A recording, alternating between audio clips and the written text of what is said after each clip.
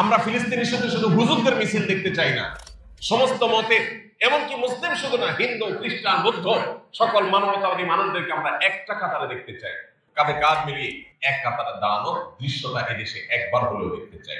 সংকল্প করা যাবে ইনশাআল্লাহ। এবার ঈদের সবচেয়ে বড় ক্যাম্পেইন হবে এটা। আমি ফিলিস্তিন ইস্যুতে একজন বাংলাদেশী হিসেবে তিনটি কারণে আমার লজ্জা অনুভব হয়, আমার কষ্ট হয়, দুঃখ লাগে। তার প্রথম কারণ হলো ফিলিস্তিন ইস্যুতে পৃথিবীর পশ্চিমা দেশগুলো, খোদ আমেরিকা, যে আমেরিকা নিজে এই হামলার সমর্থন যোগাচ্ছে, তার সমর্থন ছাড়া হামলা সম্ভব না। রাষ্ট্র এটা করলেও সে রাষ্ট্রের জনগণদের একটা বড় একটা অংশ তারা এই হামলার বিরুদ্ধে তারা প্রতিবাদ জানাচ্ছে, রাস্তাঘাটে নামছে, মিছিল করছে, সমাবেশ করছে। তারা তাদের জায়গা থেকে তারা ভয়েস রেজ করছে, শিশু হত্যা, নারী হত্যা, এটাকে বন্ধ করার জন্য তারা নানাভাবে চেষ্টা চালাচ্ছে। জাপান, কোরিয়ার মতো পৃথিবীর অনেক অমুসলিম প্রধান দেশ আছে, যে অমুসলিম প্রধান দেশগুলোর হাজার হাজার মানুষ রাস্তাঘাটে বের হয়েছে। ওই সমস্ত অনিষিদ্ধ দেশগুলোর তাদের এম্বাসিগুলোকে তারা ঘেরাও করেছে। বাংলাদেশের মতো দ্বিতীয় বৃহত্তর মুসলিম দেশ হওয়ার পরও এই দেশে ফিলিস্তিন ইস্যুতে আজও পর্যন্ত গোটা বিশ্বের তোলপাড় হওয়ার মতো একটা গণজমায়েত, একটা গণমিছিল, একটা গণসমাবেশ, যেখানে লক্ষ লক্ষ মিলিয়ন মিলিয়ন মানুষ রাস্তায় এসে প্রতিবাদ জানাবে ফিলিস্তিনের পতাকা হাতে নিয়ে, এরকম একটা ঘটনা আজ পর্যন্ত দেশে হয়নি। এর চেয়ে লজ্জার বিষয় আমাদের জন্য কি হতে পারে? আমাদের দেশের ইসলামী দলগুলো, ইসলামী শক্তিগুলো, তারা প্রত্যেকে যার যার মতো আলাদা আলাদা ব্যানারে কাজ করে। ফিলিস্তিন ইস্যুতে মিছিল হয়, কিন্তু 50টা ব্যানারে, 50টা গ্রুপে, একটা ব্যানারে, একটা মিছিলে, একটা সমাবেশে গোটা দেশের সব মানুষ, দল মত নির্বিশেষে একটা কাতারে এসে ফিলিস্তিন ইস্যুতে একটু ভয়েস রেজ করবে। এই মিনিমাম কাজটুকু আমাদের এই দেশে আজও পর্যন্ত আমরা করতে পারি নাই। কত দুর্ভাগ্য আমাদের। দ্বিতীয়ত, ফিলিস্তিন ইস্যুতে পৃথিবীর অনেক উন্নত দেশ, এমনকি অনেক অমুসলিম, তারা ইয়াহুদিদের পণ্যগুলো অত্যন্ত শক্তিশালী ভাবে বয়কট করেছে, এবং ইয়াহুদিদের বিভিন্ন বড় বড় ফুড চেইন সবগুলো মাছি মারার উপক্রম হয়েছে, সেগুলোর ব্যবসা তারা লাভের তুলে দিয়েছে। আমরা জানি অর্থনৈতিক যুদ্ধ এটা অনেক বড় যুদ্ধ। এই রমজান মাস বদর যুদ্ধের মাস। এই রমজান মাসে বদর যুদ্ধ হয়েছে। বদর যুদ্ধের মূল প্রতিপাদ্য কি ছিল? মক্কার মুশরিকরা যখন মুসলমানদের অর্থ সম্পদ সব রেখে দিয়েছিল, জুলুম করে আটকে রেখেছিল এবং খালি হাতে তাদেরকে মক্কা ত্যাগ করতে বাধ্য করেছিল, সেই সম্পদ পুনরুদ্ধার করবার জন্যই বদরের অভিযান নবী সাল্লাল্লাহু আলাইহি ওয়াসাল্লাম পরিচালনা করেছেন। বদর যুদ্ধের মূল প্রতিপাদ্য হলো শত্রুপক্ষের অর্থনীতিতে আঘাত করো, তাতে তারা দুর্বল হবে। আমরা বদর যুদ্ধের চেতনাকে সামনে রেখে অন্তত ফিলিস্তিন ইস্যুতে আর কিছু করতে না পারি, আমার বিবেকের কাছে আমার একটা জবাব দেওয়ার জায়গা পরিষ্কার হওয়া উচিত যে আমার বাসার চৌহদ্দিতে, আমার বাসার 4 দেয়ালের মধ্যে, আমার অফিসের 4 দেয়ালের মধ্যে এই অভিশপ্তদের কোন একটা পণ্যের কণা, একটা সুতা পর্যন্ত আমি থাকতে দেব না। এই একটা কথা বারবার বারবার আমরা বলি, কিন্তু চেক করলে দেখা যাবে আমাদের বাসায় তাদের সাবান, তাদের শ্যাম্পু, আমাদের বাসায় তাদের লোশন, আমাদের কিচেন, আমাদের টয়লেট, ওয়াশরুম, আমাদের বেডরুম, প্রত্যেকটা জায়গায় তাদের জিনিসে পরিপূর্ণ হয়ে আছে। ভাইরা আমার, এই যে রমজান আসছে, ঈদ আসছে, আমরা অন্তত এই সময়টাতে আল্লাহর কাছে জবাবদিহি করার জন্য অন্তত যদি এই কথাটুকু আমরা সংকল্প করতে পারি এই বিষয়ে যে আল্লাহ, আমি আমার জ্ঞাতসারে আমার পকেটের টাকা দিয়ে আমি জীবনে কখনো এই অভিশপ্তদের একটা পণ্য কিনবো না, কারণ তাদের পণ্য কেনা মানে হলো এর একটা অংশ, লভ্যাংশ এটা তারা পাবে, সেটাই বোমা হয়ে মুসলমানদের উপরে আঘাতপ্রাপ্ত হবে। এই যে ঈদ আসছে সামনে, আমরা তাদের সফট ড্রিঙ্কস ছাড়া যদি ঈদ পালন করি, আমরা কি মরে যাব? দেশীয় সফট ড্রিঙ্ক যদি না থাকে, আমরা সাদা পানি খেয়ে থাকলে কি আমরা মরে যাব? কিন্তু নির্লজ্জের মতো আমাদের এই দেশে অহরহ আপনি দেখবেন প্রত্যেকটা দোকানে, ভূমিপল্লীর দোকানগুলো আপনি খোঁজ খবর দেন, সবচেয়ে বেশি বিক্রি হয় এই ইহুদিদের জিনিসগুলো, তাদের সাবানগুলো, তাদের শ্যাম্পুগুলো। কারা কিনে এগুলো? আমরাই কিনি। কেন? আমরা যদি এগুলো বয়কট করি, আমরা যদি সবাই এগুলোকে বর্জন করি, ইমানের দায় থেকে, তাওনা থেকে। তুরস্কে ইহুদিদের দোকানগুলোর সামনে যেখানে মিটারকে মিটার, শত শত মিটার যেখানে লাইন লেগে থাকতো, সেখানে মাছি মারছে মাছি, কেউ সেদিকে যায় না। কেউ যদি সেখানে কিনতে যায়, অন্যরা ঘৃণা ভরে তাকায় যে এর মতো নির্লজ্জ, যে নিজের মুসলমান ভাইয়ের রক্ত চুষছে, সেই জালিমদের জিনিস কিনছে তাদেরকে চাঁদা দিচ্ছে। জিনিস তো কিনছেন না, আপনি চাঁদা দিচ্ছেন। প্রতিদিন বাজার করে জিনিসগুলো আনছেন আর টাকাগুলো রেখে আসছেন, এর মানে আপনি প্রতিদিন ইহুদিদেরকে চাঁদা দিচ্ছেন, অভিশপ্তদেরকে চাঁদা দিচ্ছেন। এই একটা কাজ যদি আমরা বাংলাদেশের মানুষ করতে পারতাম, তাও সান্ত্বনা পাইতাম। দুর্ভাগ্য আমাদের, এই একটা কাজ এই দেশে আমরা করতে পারিনি। এই একটা কাজ, ইউনিলিভারের জিনিসপত্র আমাদের ঘর বোঝাই, এই ক্লোজ আপ শুধুমাত্র ইহুদি পণ্য হয়ে আমার মুসলিম ভাইয়ের রক্ত চুষার ভূমিকা আছে তা তো না। আমাদের এই দেশে তরুণদের চরিত্রকে ধ্বংস করবার জন্য 14 ফেব্রুয়ারি আসলে তাদের সর্বশক্তি নিয়ে তারা মাঠে নামে। আপনারা এই দেশে বহু টেলিভিশন অনুষ্ঠান দেখেন, ইসলামিক প্রোগ্রাম দেখেন, আজও পর্যন্ত ইউনিলিভার স্পন্সর করেছে, তারা টাকা পয়সা দিয়েছে কোন ইসলামিক প্রোগ্রামের জন্য জীবনে কখনো দেখেছেন কোন মসজিদ মাদ্রাসা? তাহলে এই দেশে যে বিশাল বড় চেইন আছে, তাদের প্রত্যেকটা দোকান দিয়ে, এক একটা দোকান থেকে মুদি দোকান দিয়ে দিয়ে প্রত্যেকটা বাসা থেকে চাঁদা তুলে নিচ্ছে তারা। এই চাঁদার টাকা কোথায় যাচ্ছে? সেটা কিন্তু আমার দেশে মসজিদ মাদ্রাসা খরচ হচ্ছে না, ইসলামিক প্রোগ্রামে খরচ হচ্ছে না।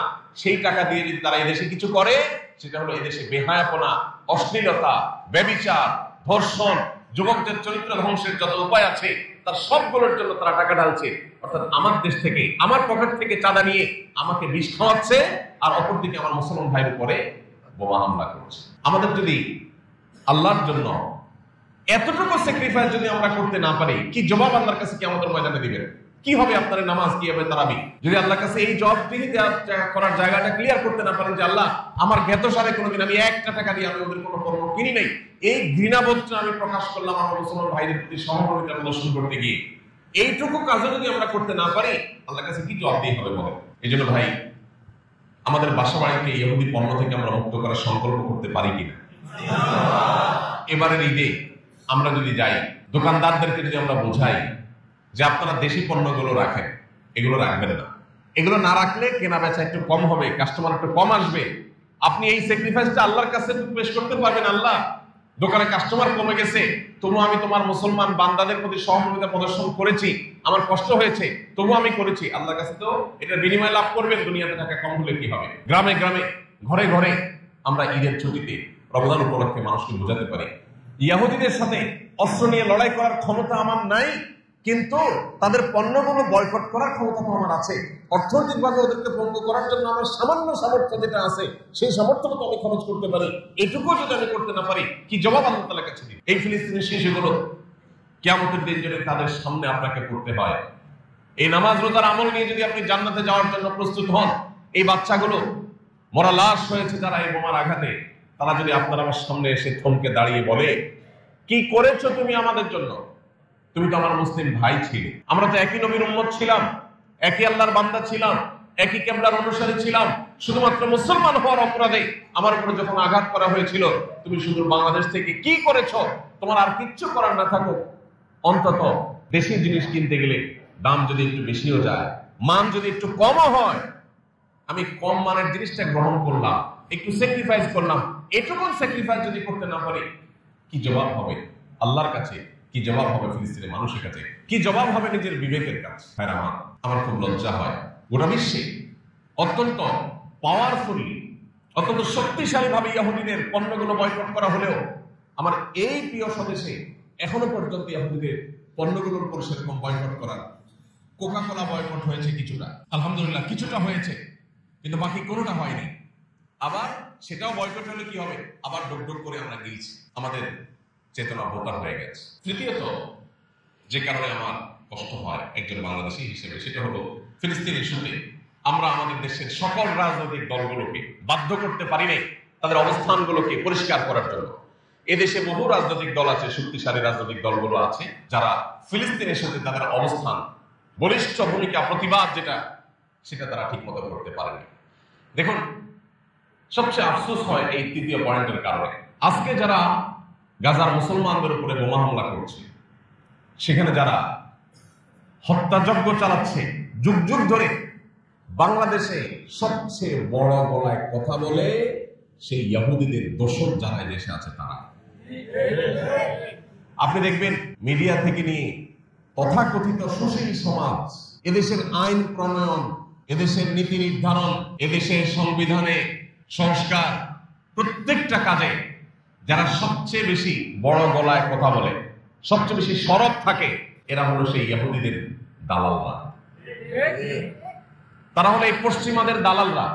পশ্চিমাদের সংস্কৃতিগুলো এখানে আমদানি করার কথা বলে, সমকামিতার পক্ষে যারা কথা বলে এরা পশ্চিমাদের দালাল, পশ্চিমাদের সুরে কথা বলে। ফিলিস্তিনের মানুষদের উপরে এই গণহত্যা যারা চালায়, তাদের যারা দোষর, তারা তো লজ্জায় লাল হয়ে যাওয়ার কথা, তাদের তো মাথা হেট হওয়ার কথা, কিন্তু এই নির্লজ্জরাই এদেশের সবচেয়ে বেশি সরব।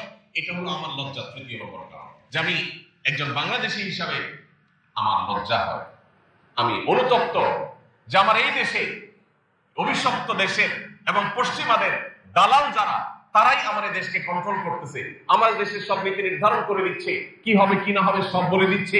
এদেশে মানুষের ধর্ম বিশ্বাস, মূল্যবোধ, চিন্তা চেতনা কোনো কিছুর তোয়াক্কা নেই। আমার শিক্ষায়, আমার পাঠ্যপুস্তকে, আমার বইয়ে, আমার সংবিধানে, আমার আইনে, বিচারে, সংসদে, আমার নীতি নির্ধারণে, সব কিছুতে হাতে গোনা কিছু মানুষ সবচেয়ে বেশি প্রভাব বিস্তার করছে। সবচেয়ে বড় গলায় যারা কথা বলে মিডিয়াতে, এই মানুষগুলো হলো সবগুলোই প্রায় পশ্চিমাদের দালাল। তো আমাদের এই দেশে এই যে তিনটা বিষয়, একে তো ফিলিস্তিনের সাথে আমরা ঐক্যবদ্ধভাবে দল মত নির্বিশেষে সবাই এক কাতারে আমরা একটু একসাথে দাঁড়িয়ে বিশ্বকে এই বার্তা দিতে পারি নাই যে ফিলিস্তিনের সাথে আমরা সবাই ব্যথিত, আমরা মর্মাহত। আমাদের মধ্যে বহু রাজনৈতিক চিন্তাধারার মানুষ থাকতে পারে, কিন্তু এই সাথে আমাদের মধ্যে কোনো ভিন্নতা নাই। আমরা সবাই এক কাতারে দাঁড়িয়েছি। গোটা বিশ্বের অনেক দেশ দেখালেও এই দেশ সেটা করতে পারেনি। সবাই যার যার মতো ব্যানার করে আলাদা আলাদা করে দাঁড়ায়, একসাথে কেউ দাঁড়ায় নেই, যার কারণে সে ভয়েস এই দেশ থেকে যায়নি। বিগত রেজিমে, বিগত আমলের সরকার আমলে আপনারা জানেন সারা জীবন এদেশের পাসপোর্টে লেখা থাকতো এই পাসপোর্ট দিয়ে সারা পৃথিবীর সব দেশ ট্রাভেল করা যাবে এক্সেপ্ট ইসরায়েল, ইসরায়েল ট্রাভেল করা যাবে না। বিগত সরকার সেই কথাটা তুলে দিচ্ছে, তার মানে ইসরায়েলও ট্রাভেল করা যাবে। এটাকে স্বাভাবিক করে দিয়েছে তারা। আমরা বর্তমান সরকারের কাছে জোর দাবি জানাই, এই মুহূর্তে আবারও আমাদের পাসপোর্টে আগের মতো এক্সেপ্ট ইসরায়েল শব্দটা যুক্ত করা হোক। এই দেশের পাসপোর্ট নিয়ে কে অন্তত এই অভিশপ্ত দেশে না যাক, আমরা সেই জিনিসটা অন্তত চাই। এবং সেই সাথে আমাদের ঐক্যবদ্ধভাবে আমি দেশের সকল নেতৃবৃন্দকে আহ্বান করতে চাই, হাজারো বিষয় মত পার্থক্য থাকতে পারে, গাজা এবং ফিলিস্তিনের মুসলমানদের নির্যাতিত হওয়ার বিষয়ে, আমাদের ব্যথিত হওয়ার বিষয়ে কোনো মত পার্থক্য থাকার কথা না। এই বিষয়ে আমরা আলাদা ব্যানার দেখতে চাই না। আমরা একটা ব্যানারে সমস্ত দলের, সমস্ত মতে, এমনকি মুসলিম শুধু না, হিন্দু, খ্রিস্টান, বৌদ্ধ সকল মানবতাবাদী মানুষদেরকে আমরা একটা কাতারে দেখতে চাই। আমরা ফিলিস্তিনের সাথে শুধু হুজুরদের মিছিল দেখতে চাই না, আমরা ফিলিস্তিনের সাথে শুধুমাত্র হুজুরদের কষ্ট দিতে চাই না।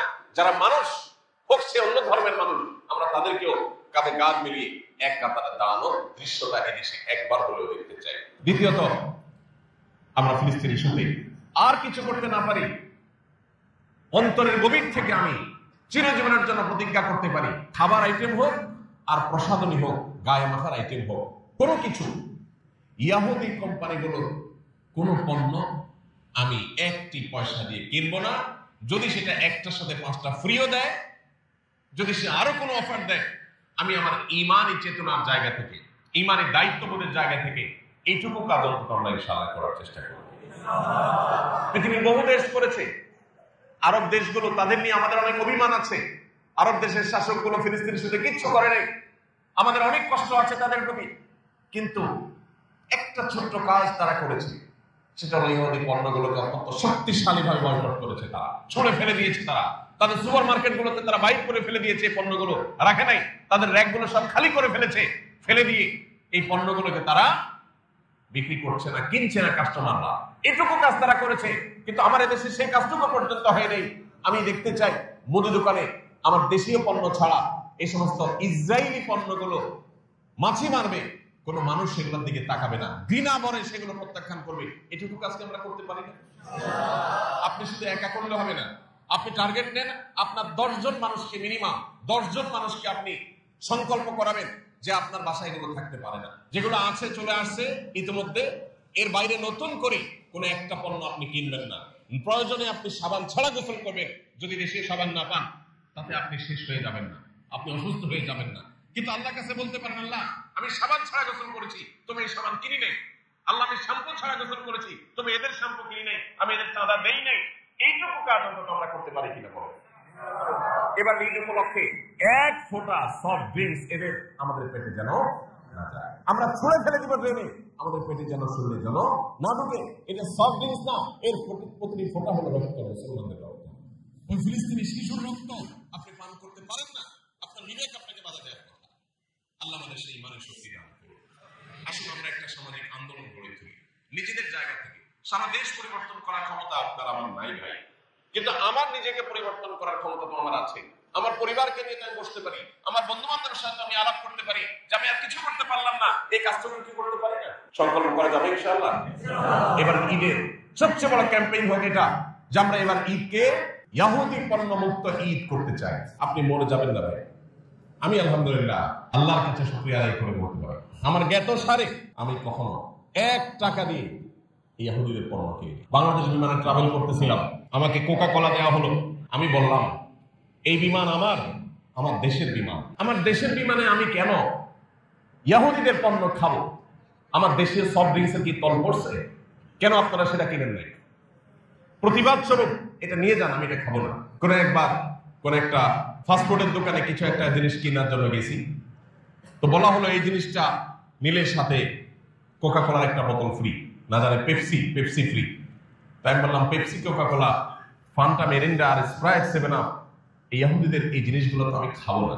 আমি এই অফারটা নেওয়া খুব দরকার ছিল, যেহেতু এটার সাথে এই জিনিস দিচ্ছেন, এর প্রতিবাদে আমি এটা নেব না আপনার এখান থেকে। ভাইরা আমার, আমরা যদি সবাই যার যার জায়গা থেকে সোচ্চার হই, তখন দোকানদাররা বাধ্য হবে তাদের সেট আপ পরিবর্তন করতে।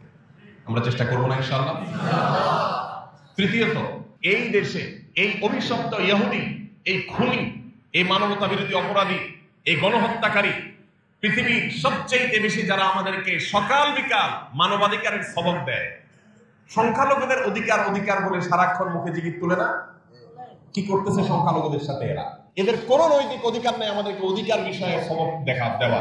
এদের যারা দোষর এদেশে আছে, এই দেশে দোষর আছে, বিভিন্ন মিডিয়া, বিভিন্ন আপনার প্ল্যাটফর্মগুলোর উল্লেখযোগ্য অংশ কোনটা যারা নিয়ন্ত্রণ করে, এই দেশের খেয়ে দেশের পরে পশ্চিমাদের দালালি করা মুনাফিকরা এদেশে শরিয়া আইনের কথা শুনলে তাদের গায়ে আগুন জ্বলে। তারা এদেশের মুসলমানদের চেতনার কথা শুনলে তাদের গায়ে আগুন জ্বলে। তারা পশ্চিমাদের ধ্যান ধারণাগুলো আমাদের উপরে চাপিয়ে দিতে চায়। আমাদের একটু নড়ে চড়ে বসতে হবে। আপনি যদি মুসলমান হয়ে থাকেন, তাহলে ইহুদিদেরকে আপনি পাচ্ছেন না। ইহুদিদের দোষররা এদেশে আছে, অন্তত দোষরদের গলার